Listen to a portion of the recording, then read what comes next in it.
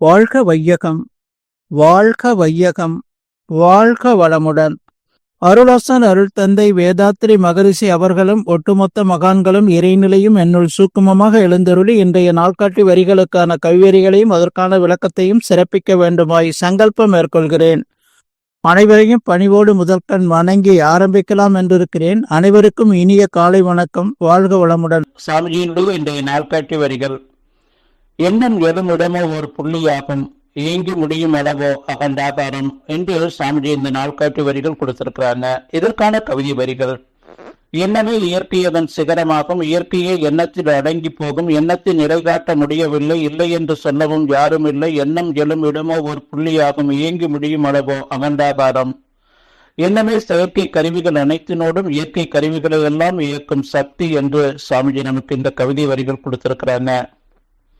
நம்முடைய கருமையம் என்பது பஞ்சபூத திணிவான ஓரறிவு தாவரம் உருவாச்சு. இரண்டாவது பரிணாமம் புழு, மூன்றாவது பரிணாமம் எறும்பு, 4 உணர்வு கொண்ட பாம்பு, 5 உணர்வு கொண்ட விலங்கு, அந்த விலங்கின வித்திலிருந்து தோன்றிய அந்த முதல் மனிதன் தொற்று இன்று வரை நம் அம்மா அப்பா வரையிலும் அவர்களுடைய அந்த சுக்கிலத்தால உருவான நம்முடைய ஜெனட்டிக்ல சங்கீத பதிவு என்ற ஒரு பதிவும் பிறந்த பதிவு என்ற பிராப்த பதிவும் அடங்கி இருக்கிறது.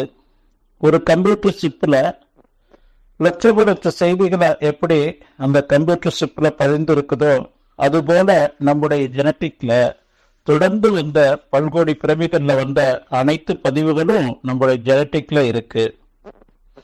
ஒவ்வொரு மனிதனும் வினை பயன் ஒரு தேகம் கண்டிருக்கிறோம். அவ்வப்போது நம்முடைய கருமையத்திலிருந்து தோன்றக்கூடிய ஒவ்வொரு எண்ணங்களும் அது நாம பதிவு எப்படி இருக்கிறதோ அதே போன்ற ஒரு விரிவு இருந்து கொண்டே இருக்கும். பதிவு விரிவு, இதை புரிந்து கொள்ளணும்.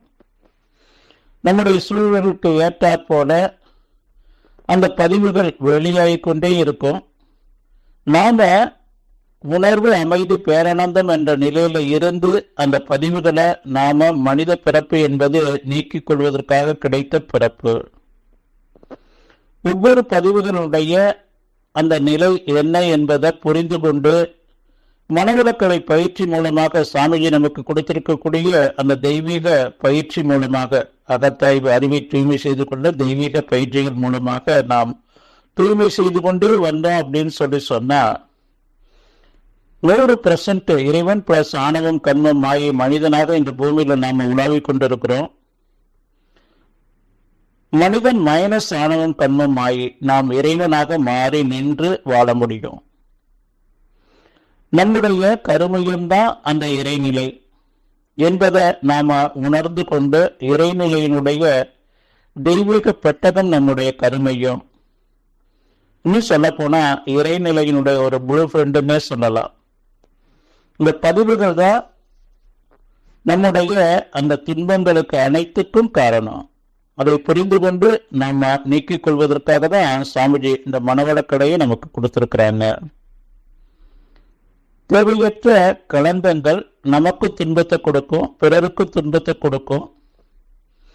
அதே போல நம்முடைய அந்த பதிவுகளை நீக்கி நாம் இறையற்ற தன்மைக்கு மாறும்போது ஒட்டுமொத்த அந்த பிரபஞ்சம் முழுவதும் அந்த இறைநிலையினுடைய தன்னிருக்க சுதந்திரத்தின் ஆற்றலால உருவான இறை துகள்களால தான் இந்த பிரபஞ்சம் முழுவதும் இருக்கக்கூடிய கோடான கோடி சூரிய குடும்பங்களும் அதனுடைய இணைப்புட தோன்றிய பஞ்சபூதங்களும் அந்த பஞ்சபூத திணிவான உருவான உயிரினங்களும் தொடர்ந்து வந்த பல்வேறு பிறவிகளில் வந்த அனைத்து விளக்கங்களும் அனைத்து உணர்வுகளும் நம்முள்ள குடிகொண்டிருக்கக்கூடிய அந்த தெய்வீக நிலை ஒவ்வொருத்தரும் உணர்ந்து கொள்ள முடியும்.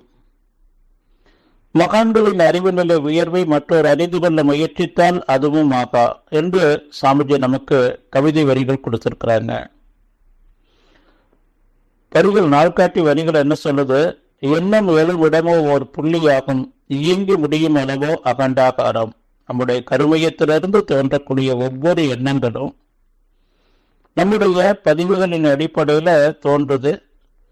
அந்த கருமையும் தூய்மையாகும் போது, அந்த கருமையோ இறையற்ற தன்மைக்கு மாறும்போது, நம்முடைய அந்த மனமானது அகண்டாகார நிலையில அந்த இறைநிலை இணைப்போடு இருந்து நாம எண்ணம் சொல் செயல்களை அமைத்துக் கொள்ளும் பொழுது எல்லாமே இறைவற்ற தன்மைக்கு அந்த தெய்வீக நிலைக்கு மாறி நாம் வாழலாம் என்று சொல்லி நன்றியோடு நிறைவு செய்து கொண்ட இன்றைய சிந்தனையை வாழ்க்கை வளமுடன் வாழ்க்கை வளமுடன் வாழ்க்கை வளமுடன்